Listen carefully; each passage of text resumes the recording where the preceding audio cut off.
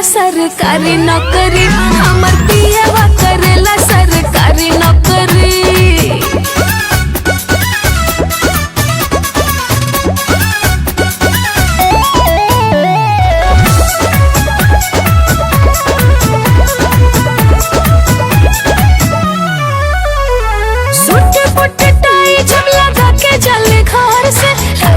बड़ी नुहाई भाई करके सिंगार हम हो झार के चली खाई अपने राजा के कमाई। जब किसी को कहिया से झारे ले हम ताकि तक चक आँख मारे ले, बस मेरी टेस भइले नहीं दिल ब्रोकरी। हमर पियावा करेला सरकारी नौकरी, हमर पियावा करेला सरकारी नौकरी।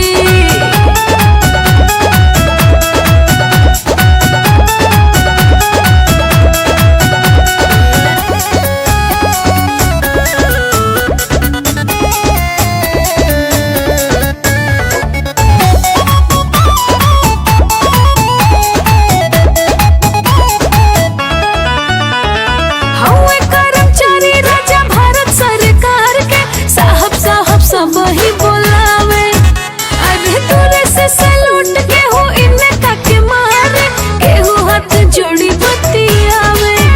हर संडे के ले जाले इस सिनेमा हो, नया नया ही दिखावे ले फिल्म हो। इतना हमरा के कहेले बम्बईया छोकरी।